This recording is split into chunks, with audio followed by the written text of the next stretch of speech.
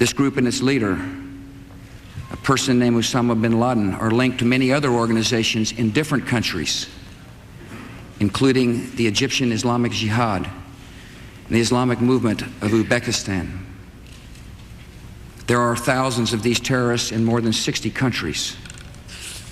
They are recruited from their own nations and neighborhoods and brought to camps in places like Afghanistan, where they are trained in the tactics of terror.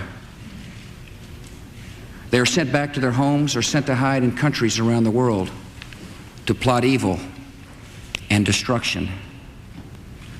The leadership of Al-Qaeda has great influence in Afghanistan and supports the Taliban regime in controlling most of that country. In Afghanistan, we see Al-Qaeda's vision for the world. Afghanistan's people have been brutalized. Many are starving, and many have fled. Women are not allowed to attend school. You can be jailed for owning a television. Religion can be practiced only as their leaders dictate. A man can be jailed in Afghanistan if his beard is not long enough. The United States respects the people of Afghanistan. After all, we are currently its largest source of humanitarian aid, but we condemn the Taliban regime.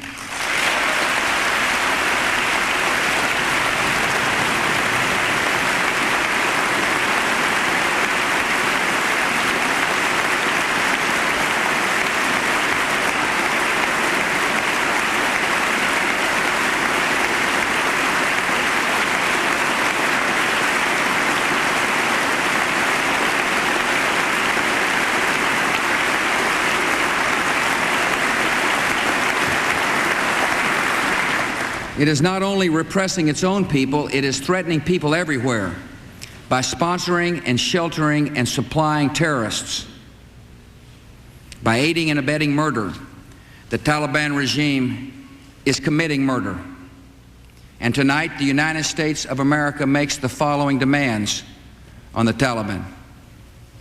Deliver to United States authorities all the leaders of Al-Qaeda who hide in your land.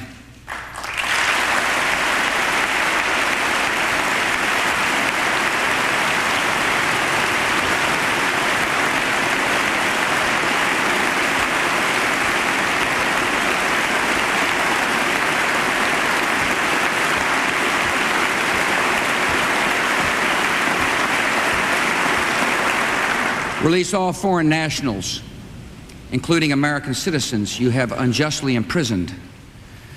Protect foreign journalists, diplomats, and aid workers in your country.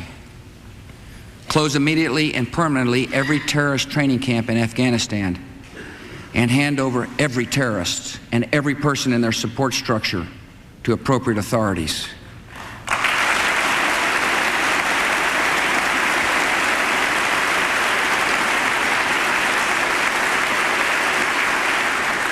Give the United States full access to terrorist training camps so we can make sure they are no longer operating. These demands are not open to negotiation or discussion.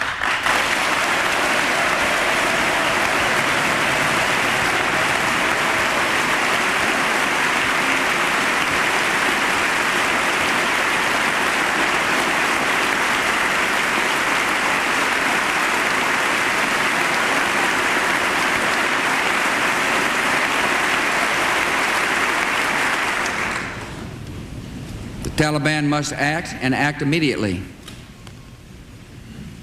They will hand over the terrorists, or they will share in their fate. I also want to speak tonight directly to Muslims throughout the world. We respect your faith. It's practiced freely by many millions of Americans and by millions more in countries that America counts as friends. Its teachings are good and peaceful. And those who commit evil in the name of Allah blaspheme the name of Allah. The terrorists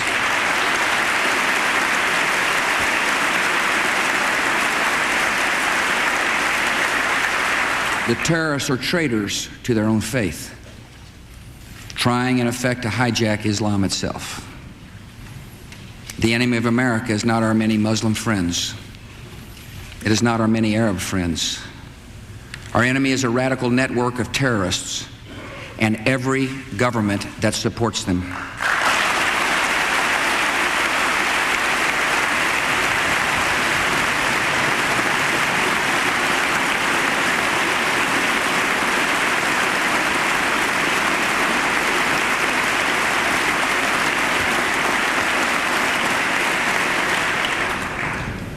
Our war on terror begins with Al-Qaeda, but it does not end there. It will not end until every terrorist group of global reach has been found, stopped, and defeated.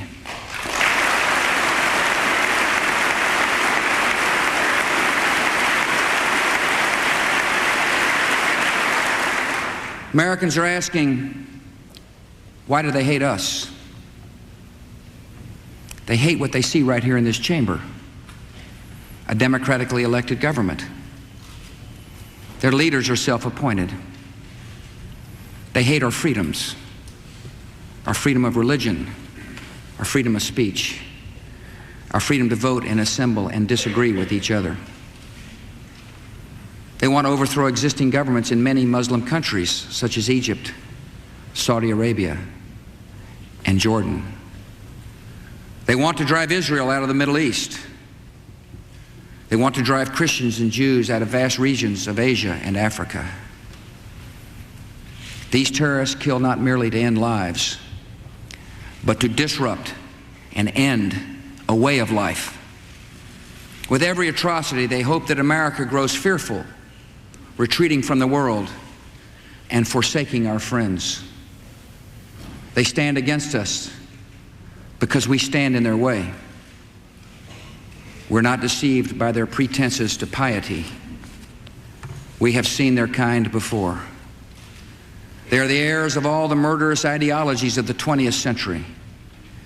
By sacrificing human life to serve their radical visions, by abandoning every value except the will to power, they follow in the path of fascism, Nazism, and totalitarianism. And they will follow that path all the way to where it ends, in history's unmarked grave of discarded lies.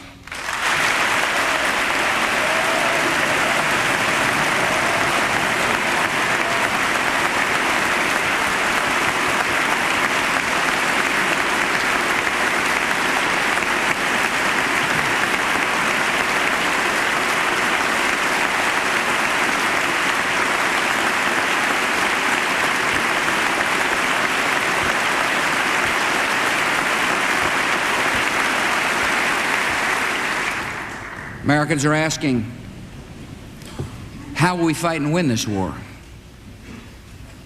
We will direct every resource at our command, every means of diplomacy, every tool of intelligence, every instrument of law enforcement, every financial influence, and every necessary weapon of war to the disruption and to the defeat of the global terror network. Now, this war will not be like the war against Iraq a decade ago, with a decisive liberation of territory and a swift conclusion. It will not look like the air war above Kosovo 2 years ago, where no ground troops were used and not a single American was lost in combat. Our response involves far more than instant retaliation and isolated strikes. Americans should not expect one battle, but a lengthy campaign, unlike any other we have ever seen. It may include dramatic strikes, visible on TV, and covert operations, secret even in success. We will starve terrorists of funding, turn them one against another, drive them from place to place, until there is no refuge or no rest. And we will pursue nations that provide aid or safe haven to terrorism. Every nation in every region now has a decision to make. Either you are with us or you are with the terrorists.